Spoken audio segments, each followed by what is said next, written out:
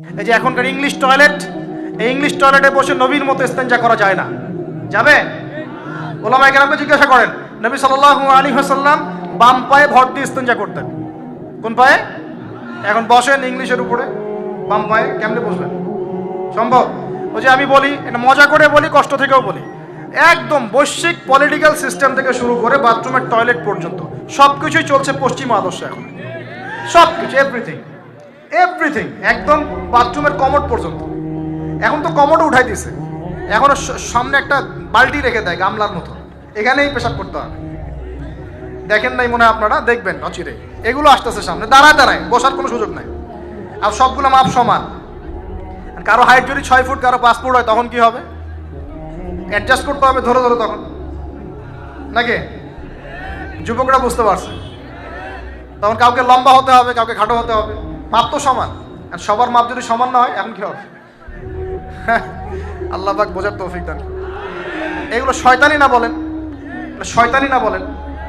বসে ইস্তেঞ্জা করতে হয় না? বসে ইস্তেঞ্জা না, পেশাবের ছিটা ফোটার কারণে কবরে আযাব হয় না? আপনারা হাদিসে জানেন না?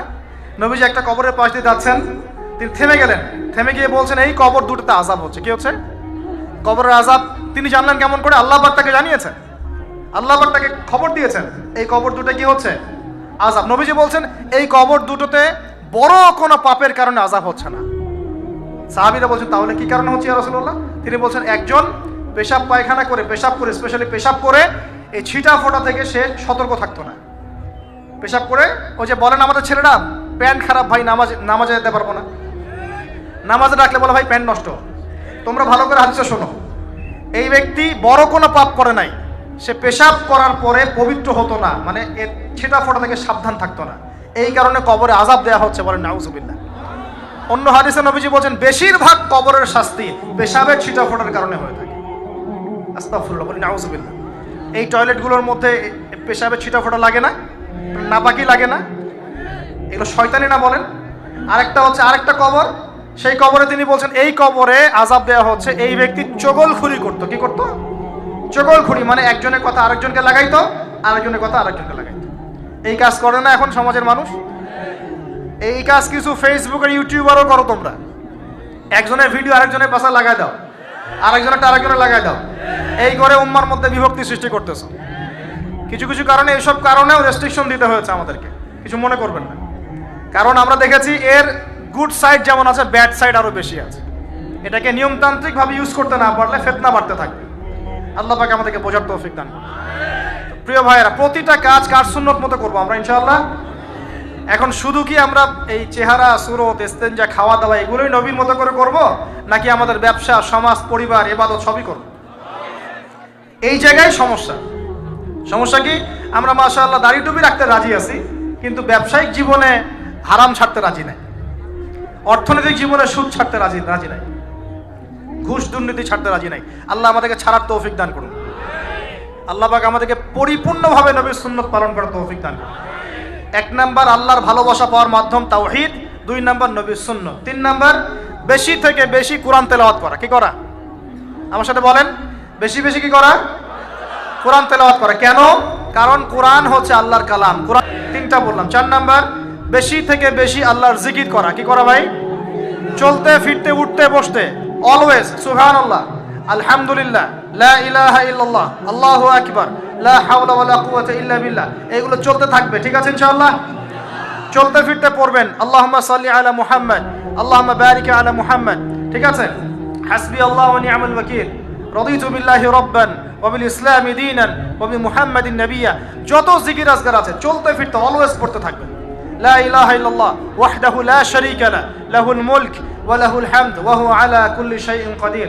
আস্তাগফিরুল্লাহাল্লাযী লা ইলাহা ইল্লা হুয়াল হাইয়ুল কাইয়ুম ওয়া আতুবু ইলাইহি, লা হাওলা ওয়া লা কুওয়াতা ইল্লা বিল্লাহ। এগুলো পড়তে থাকবেন। যে যত বেশি আল্লাহর জিকির করবে, তার কলবে আল্লাহ তত বেশি নূর দিবেন ইনশাআল্লাহ। আর যার কলবে যত বেশি নূর, সে তত বেশি আল্লাহর ভালোবাসা, মহব্বত পাবে ইনশাআল্লাহ। কয়টা বলছি ভাই? 4টা। 1 নাম্বার কি ছিল? তাওহীদ। 2 নাম্বার নবীর সুন্নত। 3 নাম্বার বলেন কোরআন তেলাওয়াত করা। 4 নাম্বার বেশি বেশি আল্লাহর জিকির করা। 5 নাম্বার, স্পেশালি 5 নাম্বার, বেশি বেশি আল্লাহর কাছে তওবা করা। কি করা?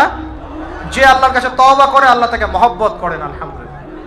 যে আল্লাহর কাছে তওবা করে আল্লাহ তাকে মহব্বত করেন। আমাদের নবীজি প্রত্যেক দিন 70 থেকে 100 বার আল্লাহর কাছে তওবা করতেন। বলুন সুবহানাল্লাহ। পারা যাবে তো ইনশাআল্লাহ। 6 নাম্বারটা হচ্ছে বেশি বেশি নামাজ আদায় করা। কি করা? আল্লাহকে পাওয়ার জন্য শ্রেষ্ঠ মাধ্যম হচ্ছে সেজদা করা। কি করা? আর সেজদা করা হয় সবচেয়ে শ্রেষ্ঠভাবে নামাজের মধ্য দিয়ে। কিসের মধ্য দিয়ে? ওয়াদা করতে পারি তো ইনশাআল্লাহ 5 ওয়াক্ত নামাজ পড়বো রেগুলার। কোন রকম যদি বাধ্যবাধকতা না থাকে, ওজন না থাকে, তাহলে মসজিদে গিয়ে পড়বো ইনশাআল্লাহ। পারবো তো ইনশাআল্লাহ। রমজান মাসে নামাজ শক্ত করে ধরবো ইনশাআল্লাহ। ঈদের পর ছেড়ে দিব ইনশাআল্লাহ। ঈদের পর ছেড়ে দিব কি? ঈদের পরেও ধরে রাখতে হবে ইনশাআল্লাহ তাআলা। আমাদের সমাজে মাশাআল্লাহ রমজান মাসে সবাই পাক্কা মুসল্লি হয়ে যায়, তাই না? কারণ শিকল দিয়ে বাধা থাকে শয়তান, শয়তানও মুক্ত হয়। ঈদের দিন ঢাকঢোল ধুমধারাক্কা গান বাজা শুরু হয়, তাই না? আল্লাহর ওয়াস্তে রমজানের শিক্ষাগুলো ধরে রাখবো ইনশাআল্লাহ তাআলা। আমরা সবাই 5 ওয়াক্ত নামাজ আদায় করবো ইনশাআল্লাহ রমজান মাসে। আর দৈনিক কমপক্ষে 12 রাকাত নফল নামাজ পড়বেন, সুন্নত বা নফল 12 রাকাত কমপক্ষে। কিরকম 12 রাকাত? ফজরের নামাজের আগে 2, জোহরের আগে 4, পরে 2, ঠিক আছে? 6 আর 2 8 হলো। মাগরিবের পরে 2, এশার পরে 2। এই 12 রাকাত নামাজ যে দিনের বেলা পড়ে, মানে একদিনে 24 ঘন্টায় পড়ে, আল্লাহ পাক তার জন্য জান্নাতে একটা করে ঘর নির্মাণ করেন। এর জানতেন? দৈনিক 12 রাকাত সুন্নত বা নফল পড়লে আল্লাহর কাছে একটা করে জান্নাতে ঘর পাওয়া যাবে ইনশাআল্লাহ। আর জান্নাত উর্বর জায়গা। আপনি যদি চান আপনার জায়গায় বেশি বেশি গাছ লাগাতে, খালি পড়বেন সুবহানাল্লাহিল আযীম ওয়া বিহামদিহি, সুবহানাল্লাহিল আযীম ওয়া বিহামদিহি। একটা একটা করে খেজুর গাছ জন্মাবে ইনশাআল্লাহ তাআলা। বলবেন সুবহানাল্লাহি ওয়া বিহামদিহি সুবহানাল্লাহিল আযীম, আর বলবেন সুবহানাল্লাহিল আযীমি ওয়া বিহামদিহি। জান্নাতে গাছ রোপণ হবে ইনশাআল্লাহ তাআলা। এটা গেল 6 নাম্বার, নামাজ বেশি বেশি পড়া। 7 নাম্বার, জি বলছি, 7 নাম্বারটা হচ্ছে, আমি আর 4টা বলে শেষ করছি। 7 নাম্বারটা হচ্ছে যে সৃষ্টির সেবা করা। কি করা ভাই? একটা হাদিস আছে যে ইরহামু মান ফিল আরদ ইয়ারহামুকুম মান ফিস সামা। তোমরা জমিনবাসীর প্রতি রহম করো, আসমানবাসী তোমাদের উপর রহম করবে ইনশাআল্লাহ। আল্লাহর ভালোবাসা পাওয়ার অন্যতম মাধ্যম হচ্ছে জমিনবাসীর প্রতি রহম করেন। মুসলিম অমুসলিম সবাই মানুষ কিনা? যারা আমাদের সাথে যুদ্ধে লিপ্ত নাই তারা তো আমাদের ভাই নাকি? যারা যুদ্ধে লিপ্ত আছে এরা শত্রু হতে পারে, যারা যুদ্ধে লিপ্ত নাই তারা তো আমাদের ভাই নাকি? তাদের বিপদ আপদে পাশে দাঁড়াবো না? একটা প্রাণীর অধিকার যদি আপনি রক্ষা করেন, একটা বিড়ালকে পানি না দেওয়ার অপরাধে এক মহিলা জাহান্নামে গিয়েছে, আর একটা কুকুরকে পানি পান করানোর সওয়াবের এই কাজের বিনিময়ে এক মহিলা জান্নাতে গিয়েছে। সুবহানাল্লাহ। তো পশু পাখির অধিকার যেখানে ইসলাম কথা বলেছে, এখানে পুরো মাখলুকের প্রতি আমাদের রহম দিল থাকতে হবে। আমাদের সবাইকে দয়া ভালোবাসা দেখাতে হবে ইনশাআল্লাহ। আল্লাহ পাক আমাদেরকে ভালোবাসবেন ইনশাআল্লাহ। 8 নাম্বারটা কি? এটাই বেশি ইম্পর্টেন্ট। শোনেন, 8 নাম্বারটা হচ্ছে আল্লাহর জন্য কাউকে ভালোবাসা, আল্লাহর জন্য ঘৃণা করা। একটা এই যে হাদিসগুলো পড়তে পড়তে আমি আসলাম গাড়িতে। আল্লাহ পাক বলেছেন, শোনেন, আল্লাহ পাক বলেছেন কিয়ামতের মাঠে আল্লাহ পাক বলবেন, নিজেই বলবেন যে আইনা মুতাহাবুনা লিজালালি, আমার ইজ্জতের জন্য যারা পরস্পরকে ভালোবাসতো এরা কোথায়? আল্লাহ পাক ঘোষণা করবেন কোথায় তারা?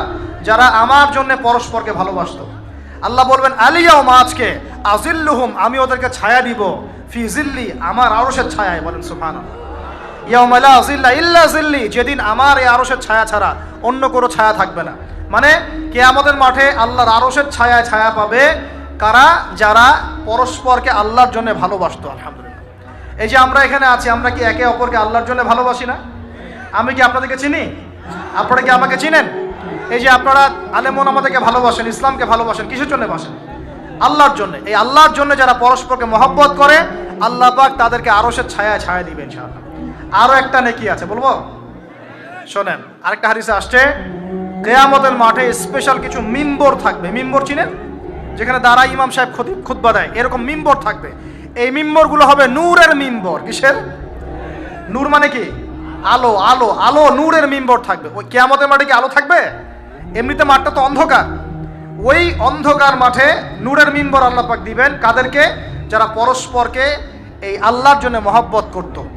আর নবীগণ, শহীদগণ তাদের দিকে তাকায় থাকবে, তাকায় নবীগণ, শহীদগণ পর্যন্ত এই মানুষগুলোকে দেখে ঈর্ষা করবে, কাশ আমরাও যদি এমন হতে পারতাম।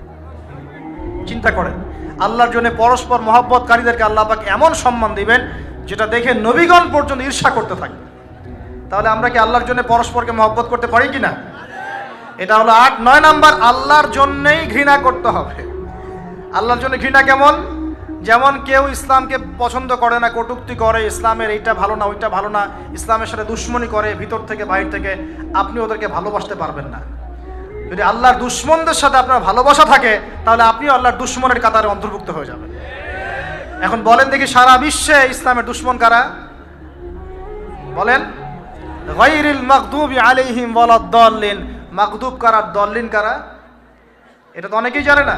সাহাবীরা বলছেন, ইয়া রাসূলুল্লাহ, এখানে যে আমরা বলছি গায়রিল মাগদুবি আলাইহিম ওয়ালাদ-দাল্লিন, আল্লাহ আমাদেরকে মাগদুবদের থেকে বাঁচাও, দল্লিনদের থেকে বাঁচাও।